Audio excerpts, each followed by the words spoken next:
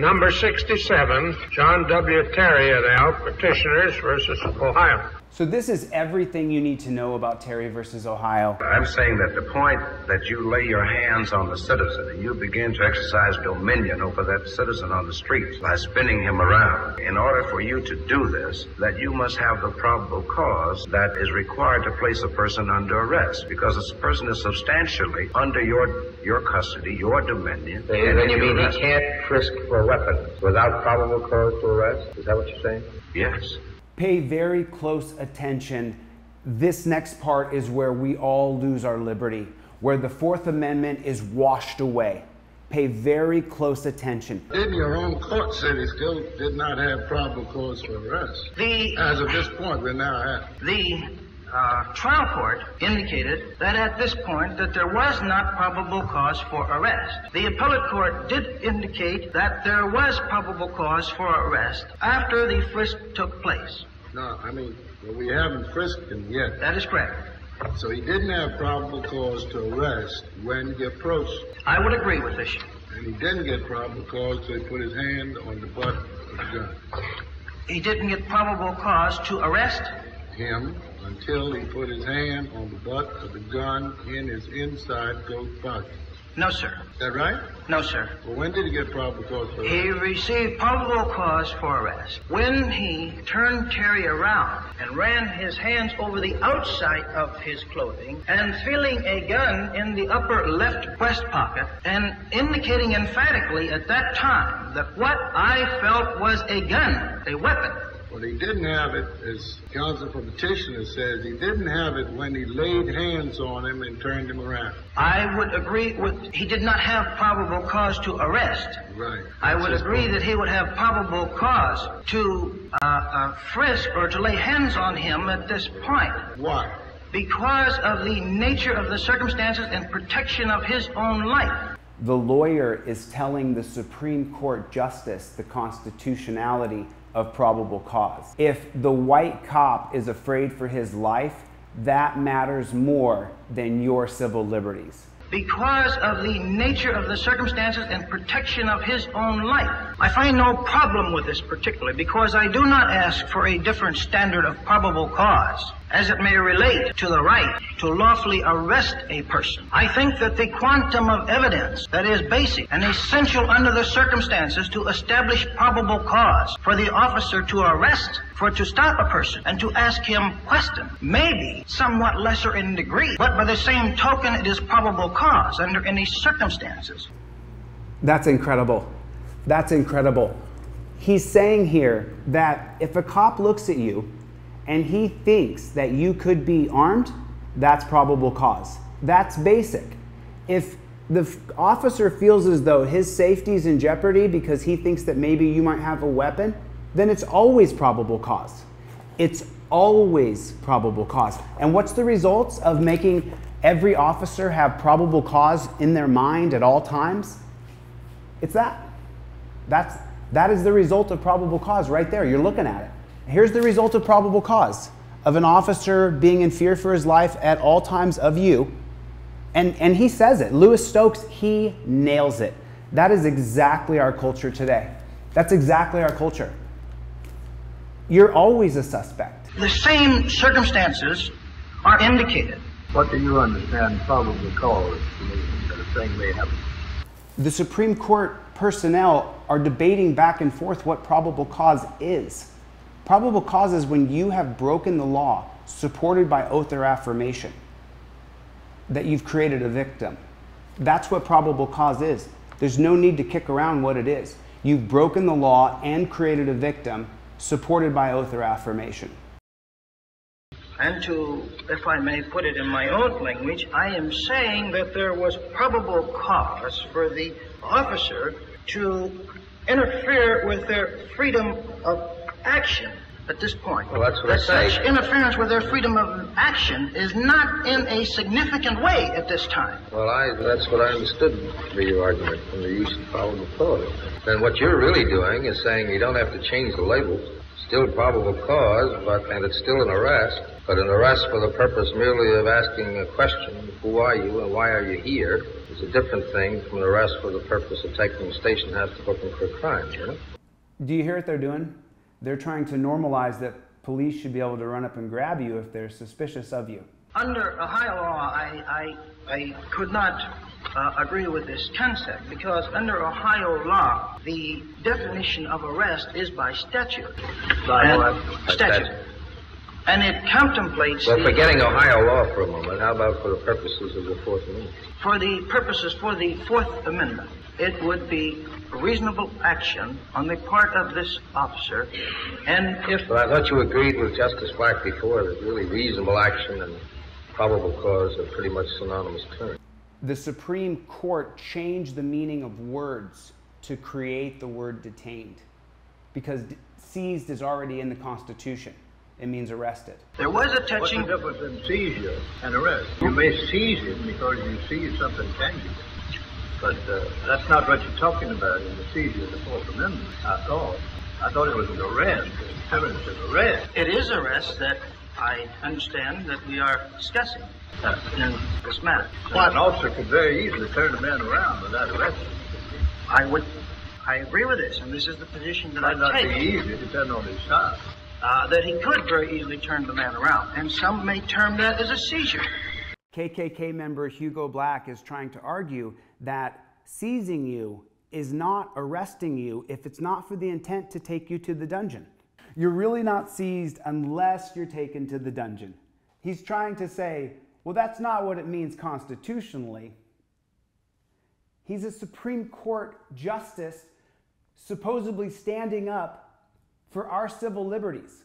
But I would not term it as a seizure of the person himself unless he has the intention of taking that person into custody, even though he may lay hands on him at that particular time. The first seizure of the person was at the time that he ordered them into the store. You mean when he took Terry and swung him around, there was no seizure of the person? I think there was a temporary detaining or interference with his Well, he had person. his hands on him when he switched them around. Surely there was no seizure of the person. But here again, we're dealing in simply semantic words. No, I'm asking, that word's in the Fourth Amendment, isn't it? Agreed that it is, certainly. Play that back again. Listen to what they're doing. They're changing the definition of detained.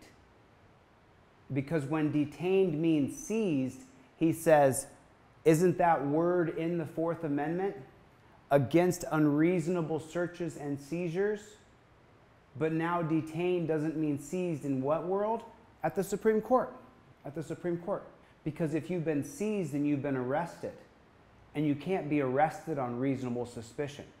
You have to be arrested on probable cause. That the defendants were conducting themselves suspiciously, and some interrogation should be made of their action. 5, there was reasonable cause in this case for the officer to approach these individuals and pat them down. Here is a decided attempt on the part of the trial judge to equate and balance the rights of the individual with the rights of the public and the safety that is involved herein as it pertains to the officer in this particular case. The Terry laws that we live under today were not written by a legislator. Congressperson writes a bill that's a law, and then the president signs the law into effect. This is our constitutional process. The Terry laws were not signed into effect by the President of the United States. That's not what happened.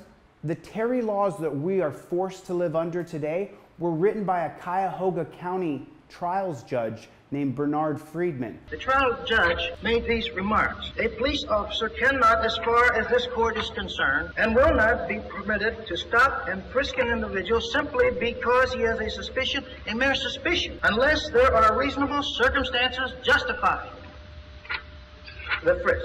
When the circumstances justify, and there is reasonable suspicion, and for his own personal protection, he may frisk to determine if there are weapons for his personal safety. The officer assigned in the area which he had been placed, doing the job he had been doing, and had reasonable cause to believe and to suspect. Probable cause is not probable cause to see or probable cause to believe. That's not possible. How can probable cause to see be supported by oath or affirmation? The cop swears, he promises that he believes he was in danger. So your civil liberties have to go. that the defendants were conducting themselves suspiciously and some interrogation should be made of their action, there was reasonable cause in this case for the officer to approach these individuals and pat them down. Here is a decided attempt on the part of the trial judge to equate and balance the rights of the individual with the rights of the public and the safety that is involved herein as it pertains to the officer in this particular case. This next part is where the Supreme Court personnel will inject that this entire thing is about officer safety. And here there is no suggestion, is there, that the policeman had any basis for fear as to his own safety? Am I right that there's nothing in the record that indicates There's that? nothing in the record whatsoever. I don't understand your answer to Justice Fortas when you said there's nothing in the record to indicate that the policeman didn't have concern for his own personal safety, because I thought he said that based on his intuition, he thought these people were casing a place in order to rob it. Isn't that what he said? This is what he said. Well, presumably then they would be armed, and the minute he walked up and talked to them, he would quite reasonably be concerned for his own personal safety, I should think. Well, police officers are very often in position where they might not be able to make an actual arrest, but they are in a position of great danger. And where they are in a position of great danger, are they in a position to protect themselves from violence by looking into the situation to see if anyone is armed to do the violence? Yes, Mr. Chief Justice, he certainly has a right of self-defense, and he has a right to protect himself. Just atrocious.